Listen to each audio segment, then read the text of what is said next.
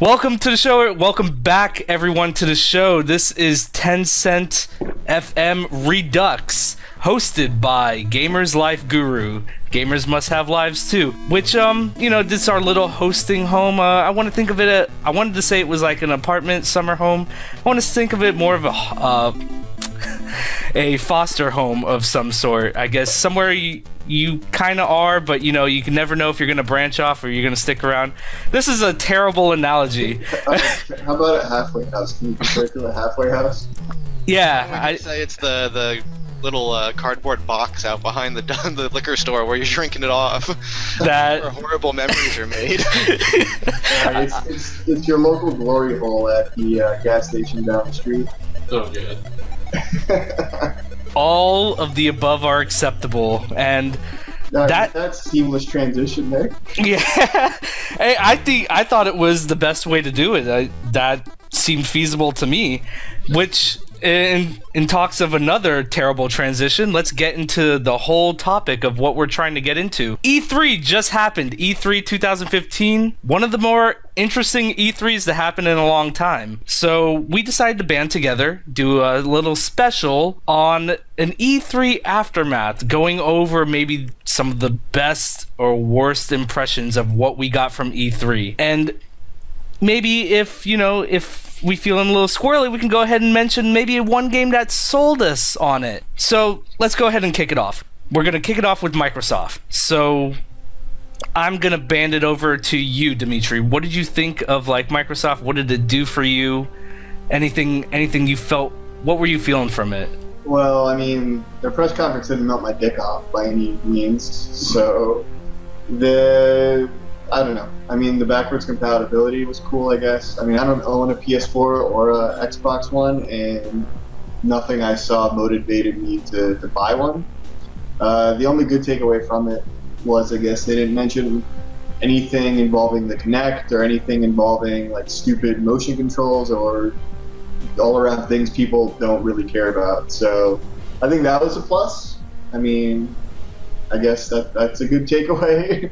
They tried to focus on games and probably franchises you care for. I don't care for any of the franchises like Gears and Halo. I know you do, Nick, but... Oh, without a doubt.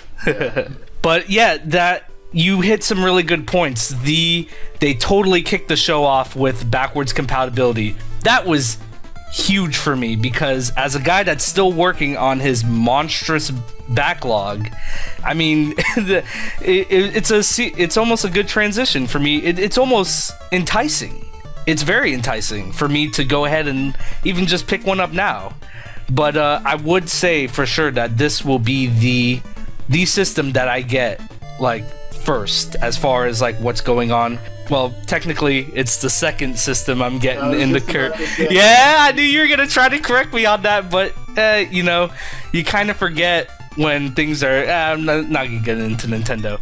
So backwards compatibility was really huge. Delivering on the first-party games, I thought that was really big. Now you had something to chime in on that when I would probably say something like that, wouldn't you, Mike?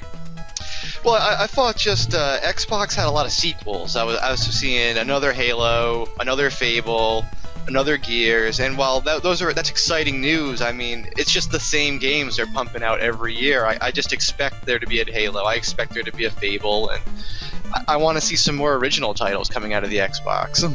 Yeah, good call. And Greg, I think that mirrors what you see at the movies. I mean, they're not making original movies, it's all sequels and adaptations, so... Well, you gotta go where the money is. I don't think video games would be any different. It's playing it safe. When it costs this much money to release a title, you want to stick with that established brand because at least you're probably going to make your money back. But it gets a little stale after a while. I feel like I almost feel like Xbox is getting into Nintendo territory where I'm just buying it to play those same exclusives. Yeah, that's funny that you say that because it does kind of turn out like that, right? With Halo, the ongoing Halo, Gears becoming. Now that we know, I had no clue anything was going to happen with Gears. I was expecting the remake, but when they wanted to go on. They did the patented one more thing, and I was like, oh, it's going down! Like, I couldn't believe it, and just seeing the footage, it was pretty sweet. But even with Gears, and I actually did enjoy the Gears series, I'm a fan of that one, but they didn't show me anything new that I'm going to be doing in the game. In the little demo they showed off, it looked like the same old Gears, just with a different setting, different characters, and some different things for me to shoot at. Like, what are the new features? I wanted to see some of that. I think they'll get around to that, but yeah, you're right, it definitely looked like more of the same. And when is all that supposed to be coming out? Did they announce anything for this year? Yeah, they did. They announced Tomb Raider and Halo 5. And Forza and a remake and Rare Replay. There you go, Greg. 2015? Mm-hmm. Yep. And Greg, did you want to chime in on anything else while we're at it? On maybe some of the good impressions on Microsoft's end? I mean, I was pleasantly surprised. I went into it expecting absolutely nothing because that's what they delivered year in and year out. But I personally thought it was a decent conference. Backwards compatibility is kind of funny now that we're in the era of the constant remakes, so I find the timing of that a bit curious. It's going to get to a point where the only games that you even go back and replay if you don't feel like buying the remade editions, it's just going to be shitty games nobody wants anyway. But as far as them not, showing any new titles, I thought that new game Record was pretty damn nice. Yeah, that one being a actual new IP, that made me interested. But that makes me want to transition into maybe the not so great impressions about the conference, and one of them being is we need more original IPs. And yes, that game may be an original IP, but it's kind of the same genre. It seemed like everything that they were kind of delivering on was like more or less like shooters. So like, did anybody else like see something that like from the conference that just didn't seem like that seemed kind of off? Yeah, I think that HoloLens is straight up lie. Oh man, you ain't buying in? Like I thought it has to be. Like, yeah, you put on these magical glasses and like this table like in front of you becomes like a 3D sandbox with interactive Minecraft Legos. No, I'm not buying it. It was a terribly awkward presentation too. You can buy actual Minecraft Legos. Yeah, exactly. I thought it was cool, but yeah, of course it looked cool, but I think it was presented in a way that made it look like you just put these glasses on and it works exactly like that. But I think the technology isn't there yet because it just seems a little too good to be true.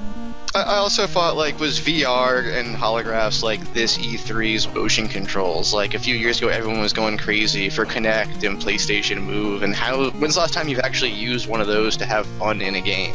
Like, my PlayStation camera's sole purpose is to sign me into the PlayStation.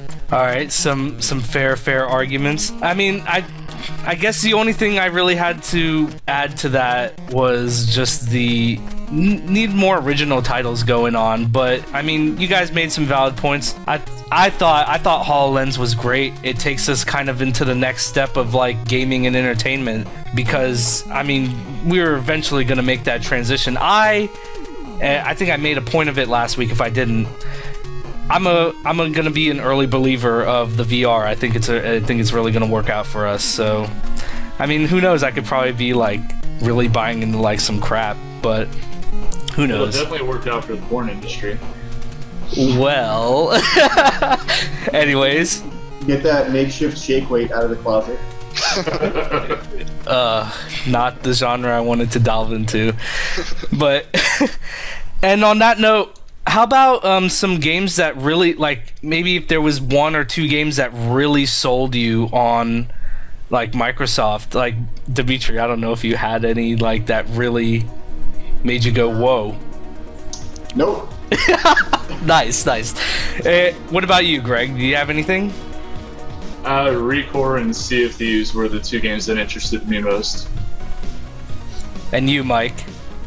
I'm pretty excited for the Rare collection. I mean, when I saw all those titles up there, I remembered how many great games that company's made.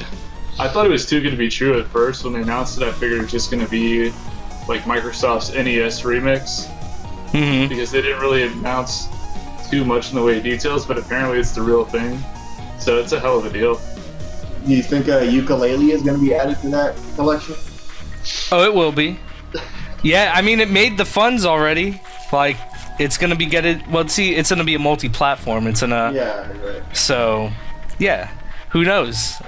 But oh, I see what you did there, because it was rare and it's not with rare, and wow, woohoo, right over my head. And on that note, guys, that's going to end. Actually, one quick thing I just remembered.